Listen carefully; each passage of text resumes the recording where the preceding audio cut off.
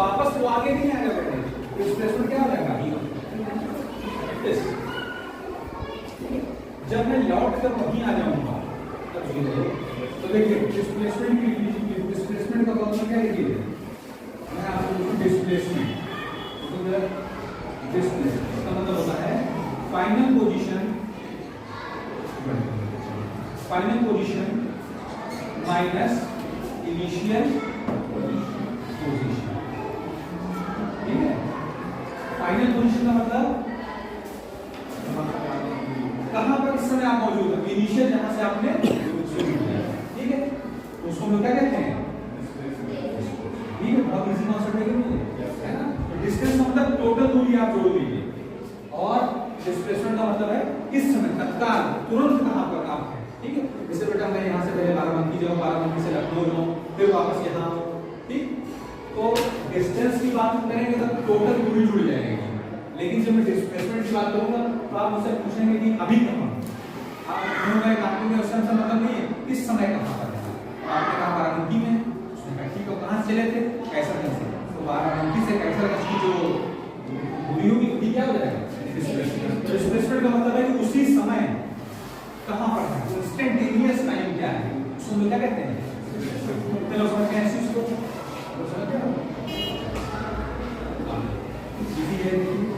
ठीक है, बहुत बेसिक है, समझना बहुत जरूरी है। अब इसमें क्या आता है? स्पीड। क्या आता है? स्पीड। स्पीड का फॉर्मूला बेटा होता है डिस्टेंस अपॉन टाइम। क्या होता है? जैसे अब देखिए स्पीड कहते हैं कितनी की स्पीड में चलती है, कोई कहता है 40 की स्पीड में चलती है, तो 40 की स्पीड का क्या मतलब है? वो 40 किलोमीटर की स्पीड कितनी देर में कवर कर सकता है? 1 घंटे में, है ना। कोई कहता है 100 की स्पीड में चलते हैं, मतलब 100 किलोमीटर की स्पीड कितनी देर में कवर कर सकता है? 1 घंटे। ठीक है, तो स्पीड का फॉर्मूला है speed is equal to distance upon time. समझ गया? लेकिन इसमें एक टर्म और आता है वेलोसिटी में, इसको हम कहते हैं वेलोसिटी। क्या कहते हैं? ठीक है, क्या होता है? वेलोसिटी की डेफिनेशन क्या है? Displacement upon time. क्या? Displacement upon time. चलिए, डिस्प्लेसमेंट अपॉन टाइम तो देखिए वेलोसिटी। चलिए देखिए स्पीड इज इक्वल होता है distance upon time, velocity is equal होता है डिस्टेंस अपॉन टाइम। ठीक, ये डिफरेंस है। जब स्पीड की बात करेंगे तो हम क्या लेते हैं? डिस्टेंस, और वेलोसिटी की बात करते हैं क्या लेते हैं? दोनों टाइम तो दोनों का सेम है। ठीक है, तो वेलोसिटी की जब हम बात करेंगे तो करेंगे। अच्छा देखिए हर चीज को, जैसे हम लोग किसी चीज को लेने आते हैं तो उसकी यूनिट होती है कि नहीं? जैसे आटे को किलो में लोगे है ना, दूध को लेने आओगे तो लीटर में, वैसे ही स्पीड को उसमें नापा जाता है। देखिए यूनिट क्या होती है स्पीड की? स्पीड की यूनिट होती है, देखो ना, या तो किलोमीटर पर आवर होगी, या तो यूनिट इसमें नाप सकते हो उसको, या मीटर पर मिनट। ठीक है, वेलोसिटी की क्या होगी? इसकी भी बेटा या तो किलोमीटर पर आवर और मीटर पर। ठीक, इन दोनों का आपको, ठीक है, समझ गया इसको? ठीक है, दो चीजों को ध्यान बना कर चलना। स्पीड की जब मैं बात करूंगा तो speed is equal to distance upon time, और velocity is equal to displacement upon time.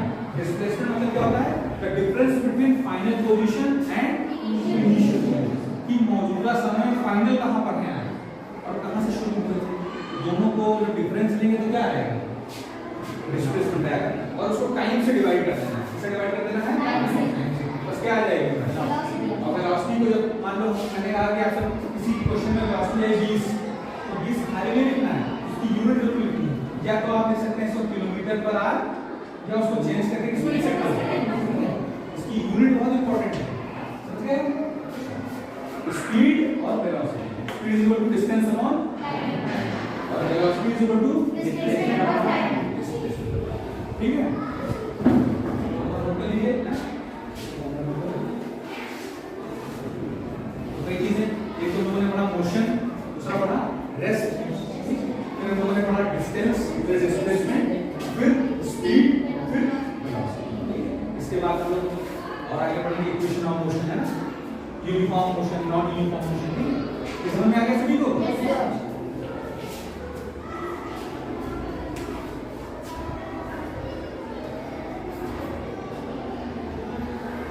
Distance मतलब total distance, actual path covered. Distance की डेफिनेशन क्या है? Actual path covered by an object. असल में कितना ज्यादा उसने दूरी कवर की है। अगर आप 2 कदम भी चले तो उसमें कैलकुलेट हो जाएगा डिस्टेंस, लेकिन डिस्प्लेसमेंट इससे कोई मतलब नहीं, ठीक है? चलिए, हो गया है?